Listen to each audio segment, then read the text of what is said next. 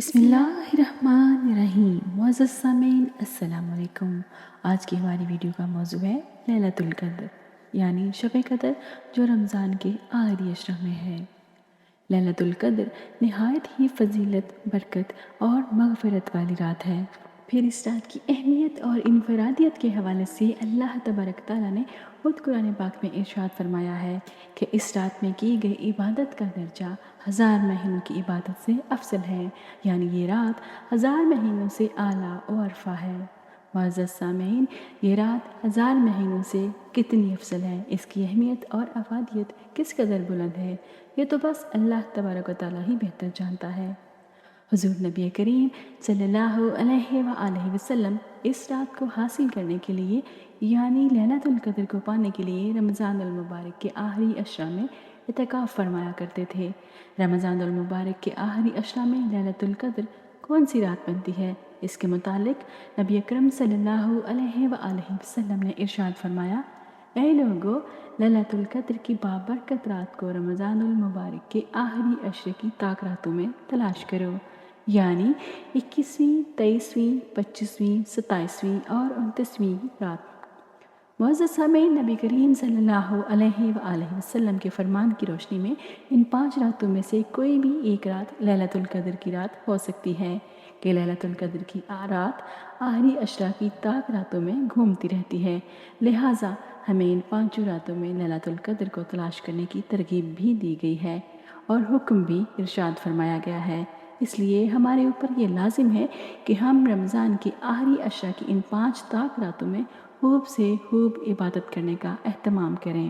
ان 5 راتوں میں ہمیں زیادہ سے زیادہ عبادت بجا لانی چاہیے، رو رو کر، گڑ گڑا کر بارگاہ الہی میں دعائیں کرنی چاہیے، گناہوں کی بخشش کا سوال کرنا چاہیے، باعزت روزی رزق کا سوال کرنا چاہیے، سکرات الموت کی سختیوں سے بچنے کی التجا کرنی چاہیے، خاتمہ بالخیر کی درخواست کرنی چاہیے، نوافل اور قیام کا خوب سے خوب تر اہتمام کرنا چاہیے۔ معزز سامعین، بہت سارے خواتین و حضرات یہ جاننا چاہتے ہیں کہ شب قدر کے نوافل پڑھنے کا طریقہ کیا ہے، شب قدر کے نوافل کیسے پڑھیں، ان کی نیت کا کیا طریقہ ہے، کتنی رکعتیں پڑھیں اور ان میں سے کون سی صورتیں پڑھنا زیادہ افضل ہے۔ تو جان لیجئے کہ نوافل پڑھنے کا کوئی خاص طریقہ نہیں ہے، لیکن پھر بھی جو خاص طریقے بیان کیے جاتے ہیں ان کا پڑھنا زیادہ سے زیادہ مستحب ہے، لہٰذا نوافل کو کسی خاص ترکیب اور طریقے سے پڑھنا بدرجہ زیادہ بہتر ہے۔ لیکن یہ بھی یاد رہے کہ اصل مقصد رات کا قیام کرنا ہی ہے، اللہ تبارک تعالیٰ کے حضور جھکنا اور سربسجود ہونا ہے، ذکر و اذکار کرنا، تسبیحات پڑھنا، صغیرہ کبیرہ غلطیوں اور کوتاہیوں کی معافی کے لیے التجا کرنا، اپنے لیے، والدین کے لیے، دوست احباب کے لیے، عزیز و اقارب کے لیے اور اسی طرح سے پوری امت کے لیے مغفرت کی دعائیں کرنا۔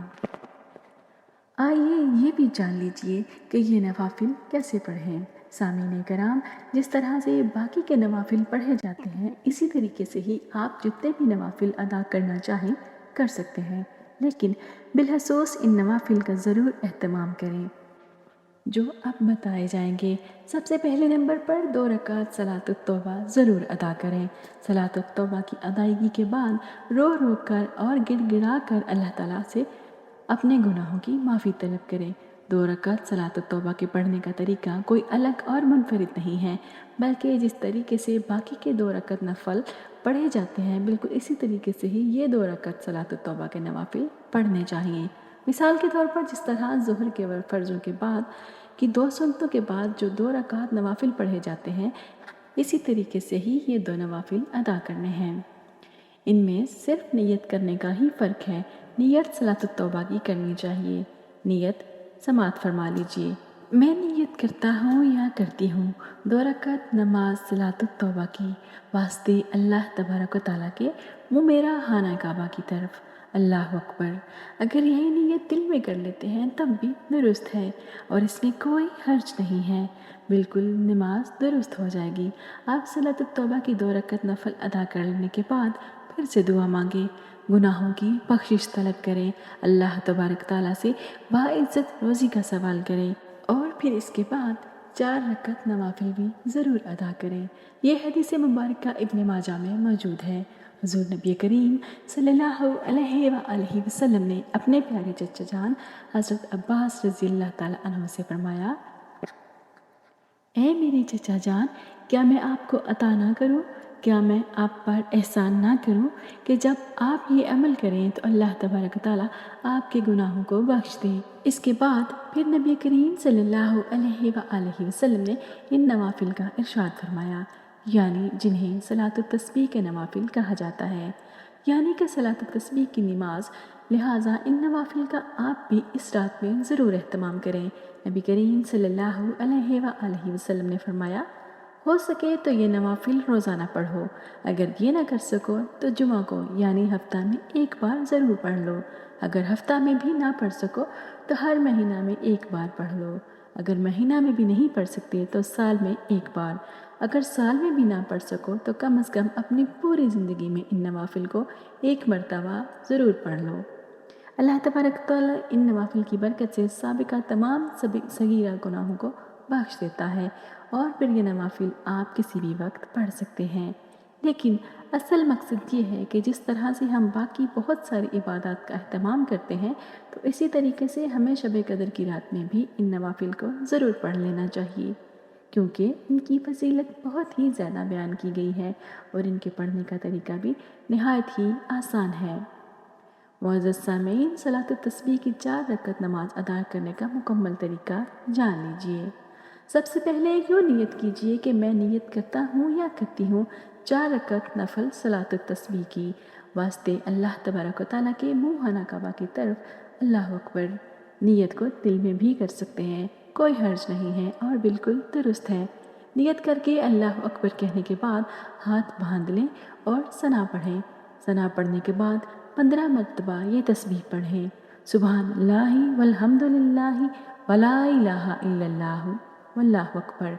ये सलातुत तस्बीह के नवाफिल की तस्बीह है और कहाँ कहाँ पर कितनी तादाद में पढ़नी है वो यहाँ बताया जा रहा है। मुकम्मल तवज्जो से समाअत फरमा लीजिए। सबसे पहले नियत करें, फिर तकबीर तहरीमा यानी अल्लाह अकबर कहने के बाद हाथ बांध लें, फिर सना पढ़ें। इसके बाद फ़ौरन 15 मरतबा तस्बीह पढ़ें। इसके बाद ताऊज़ और तस्मिया यानी आउज़ बिल्लाह और बिस्मिल्लाह पढ़ें। फिर सूरह फातिहा पढ़ें, फिर दूसरी जो भी सूरत आप पढ़ना चाहें। इसके बाद 10 बार दोबारा से नवाफिल की तस्बीह पढ़ें। फिर अल्लाह अकबर कहकर रुकू में जाएं। रुकू की 3 बार तस्बीह यानी सुबहाना रब्बियल अज़ीम पढ़ने के बाद 10 मरतबा नवाफिल की तस्बीह पढ़ें, यानी सुबहानल्लाहि वल्हम्दुलिल्लाहि वला इलाहा इल्लल्लाहु वल्लाहु अकबर। फिर समीअल्लाहु लिमन हमिदा कहने के बाद रुकू से उठने के बाद क़याम में रब्बाना लाकल हम्द पढ़ें। इसके बाद 10 मरतबा फिर से नवाफिल की तस्बीह पढ़ें। फिर अल्लाह अकबर कहकर सजदा में जाएं। सजदा की 3 तस्बीह यानी सुबहान रब्बियल अला कहने के बाद 10 मरतबा नवाफिल की तस्बीह पढ़ें।